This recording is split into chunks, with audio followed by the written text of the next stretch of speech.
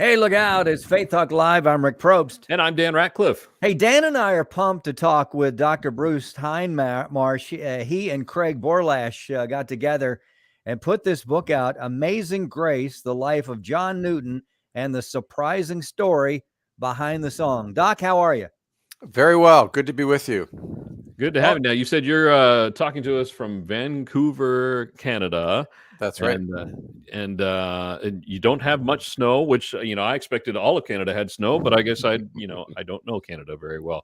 But you've had a little bit, maybe. A little bit. We're waiting for spring, waiting for the daffodils. That would be when I would go back up to Canada, because I could do without the snow and everything. But now, Doc, before we get into the book, now when spring hits, traditionally, do you guys do anything special, or you just go out and enjoy the sunshine?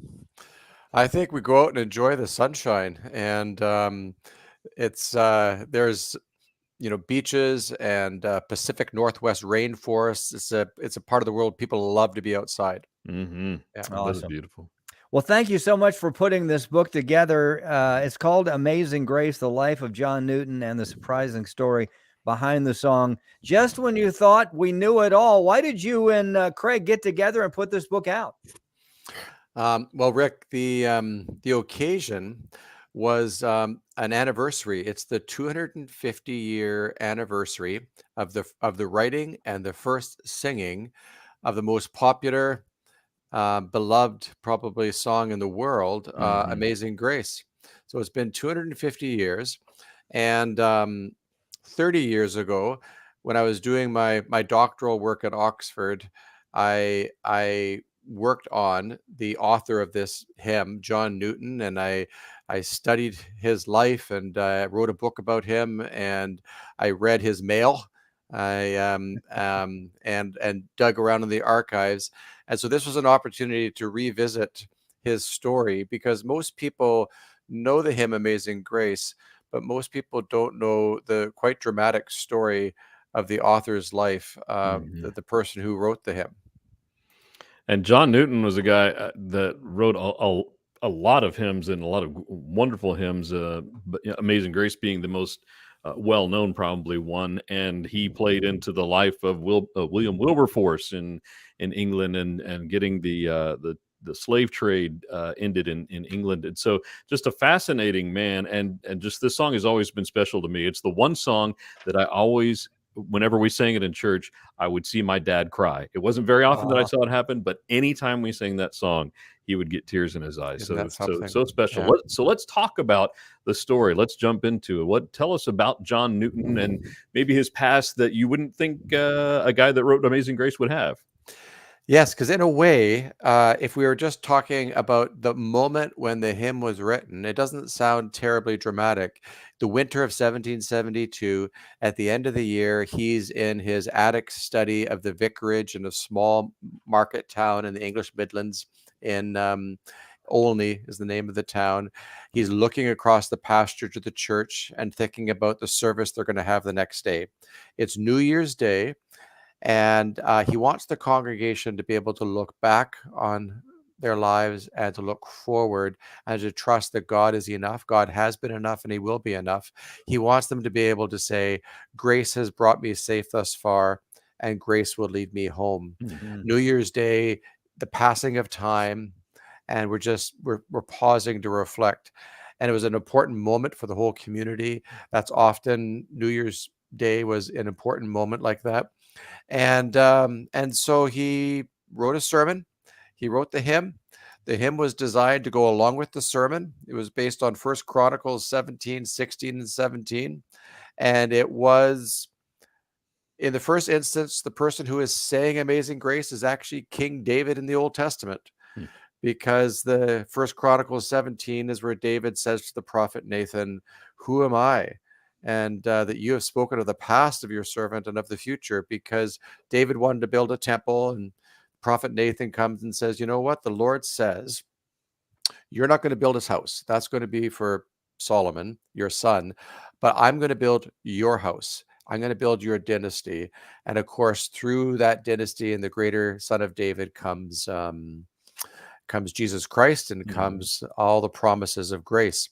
So it's King David in the first instance who says Amazing Grace. And so that's a wonderful story, and it's good to know how the hymn was written and its universality and how it spreads from there. But if there's anyone who had known what it meant to go through dangers, toils, and snares, it was the author of this hymn. He might have been a minister in a quiet parish in the English Midlands, but his life story is so dramatic, it's hard to know even where to begin.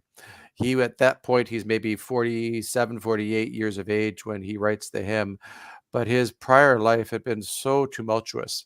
He grew up in sort of East London and Wapping, in a community that is mostly people involved in the merchant marine, and he was the son of his father was a sailor, was a captain of a ship that traded in the Mediterranean.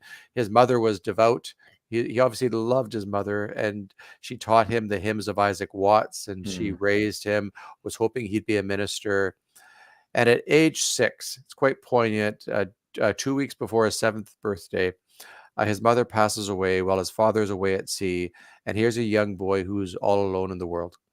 And so there were difficult things that happened to John Newton, and painful things. He wasn't really, his father remarried right away. He described his father as he overawed my spirit, he said. And he was his father was strict, severe, and he never really felt close to his father. And his new step family, he felt alienated there too, didn't really feel at home. He, fast forward to the teen years, he said his motto as a teenager was never deliberate. It's like, don't think, just act. You maybe know teenagers like that. Yeah. And he went to visit friends of the family. In fact, it was the home where his mother passed away. And he fell head over heels in love with a young woman. He's maybe 16 years of age. She's even younger. Her name is Mary Catlett. He called her Polly. And he just fell in love. And 3 years in a row when he visited, it happened to be in December, 3 years in a row, he could not pull himself away. And he totally messed up plans that his father had for his life. Another time he ended up overstaying and finding himself AWOL from the Navy. He just loved this woman. And eventually they would be married. There's a love story in this book about John and Mary Newton. But initially he just made reckless decisions and was sort of reckless in love. And then at 18 years of age, he's kind of strutting about near the River Thames wearing his sailor's shirt because he had made some voyages. His father was apprenticing him to the Mediterranean trade as on ships. And he's wearing a kind of sailor's check shirt and strutting around near the Thames, again, kind of reckless because war is threatening with France. And the Navy needs sailors, and they are allowed legally to kidnap people if they don't have the right papers. It's called impressment. And he was impressed, gathered by a press gang, and he found himself in the Navy. Wow. This is a brutal life. As an 18-year-old, I mean, the way they describe life before the mast as a common sailor in the Navy, it's quite brutal. And the ship saw action in the North Sea. His father intervened to get him promoted to a kind of junior officer, and Newton used to lord it over the common sailors. He was kind of abusive and full of himself. And then the ship is coming around the south coast of England, and they're in port, and he goes AWOL. He just walks away and thinks, I want to see Mary Catlett. And he's not thinking. And a gang is sent out after him, a crew that finds him, and he is returned to the ship in chains. He is whipped with a cat of nine tails.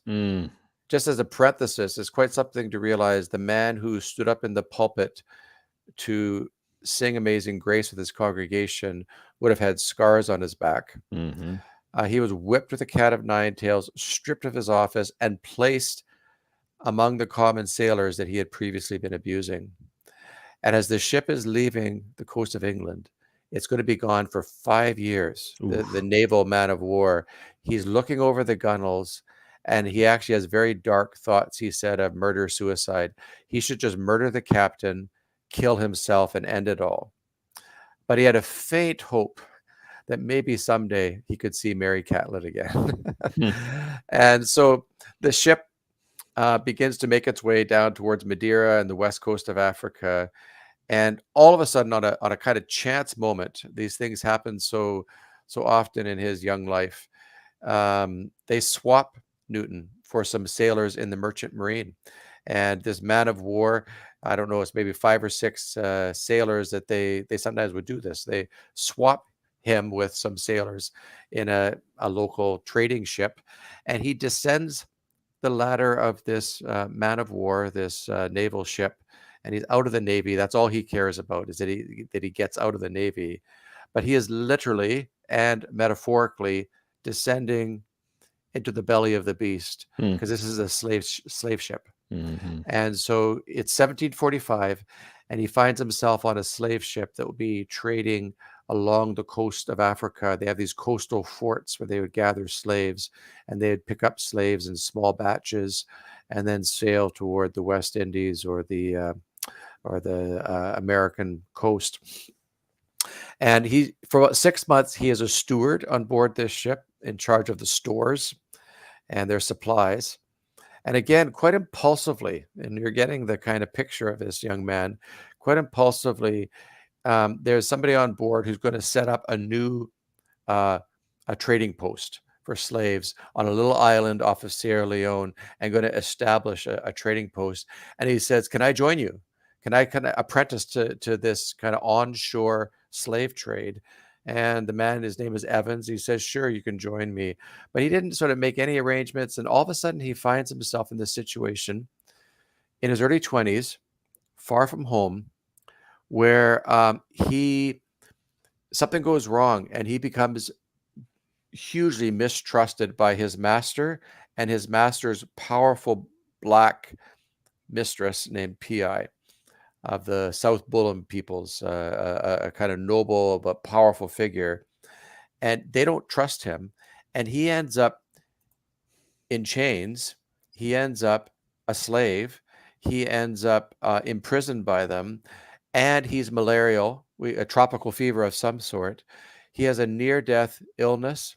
He is left exposed to the elements. It's other slaves that bring him food. He nearly starves to death. So here's a young man, if we pause and think, early 20s, he should have died, unloved, abused, far from home, and nearly starved.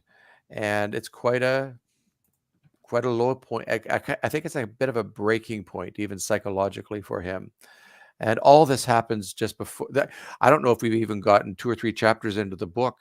Like, so much happens in his life. And he also has walked away from his faith, his childhood faith. He had tried to live up to it, couldn't live up to it, gives up. He becomes what maybe today we would call an agnostic. They called it a free thinker in this period.